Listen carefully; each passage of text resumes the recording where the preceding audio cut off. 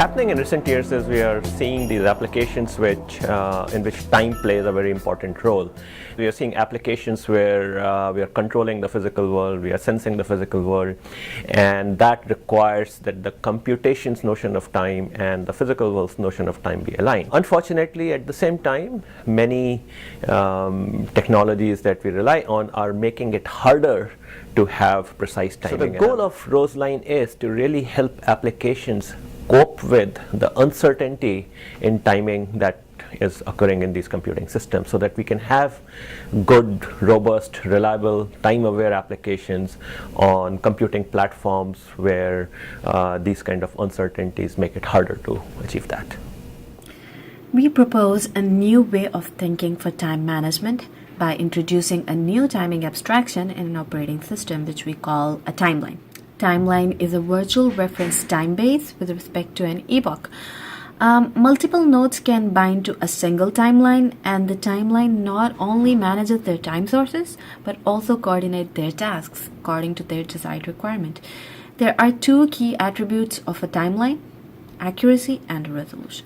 The first attribute, resolution, is the minimum tick requirement of a node with respect to a timeline. This attribute enables the timeline to pick a clock source that best fulfills its resolution or tick requirement. Our Roseline team has developed a Cronus board that provides different clock sources to choose from based on the resolution requirement of a timeline. The second key attribute of a timeline is its accuracy. And the accuracy of a timeline is an asymmetric interval around the true time that determines the maximum error a node can tolerate in its time estimate from all the other nodes bound to the same timeline. For example, if Mike and Hotel nodes want to coordinate their task to the order of millisecond, they both will bind to a timeline with an accuracy of millisecond. And if Mike and Lima wants to coordinate their task to the order of a second, they both will bind to a timeline with an accuracy of second, thus giving an opportunity to a single node, which is Mike in this case, to support two different timelines with totally different timing requirements. This is in contrast to the traditional time synchronization protocol, where a single time reference is provided irrespective of the dynamic application requirements in a network. Unlike this traditional approach, timelines enable vectored coordination, where the nodes synchronize to only those nodes in the network that require some level of coordination, and in this way we can utilize the network and hardware resources efficiently.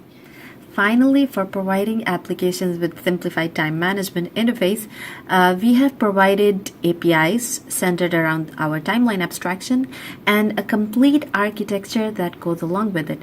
We have implemented our timeline-based architecture and stack in Linux, and in our implementation stack, we did not change the existing timekeeping and timer functionality in Linux.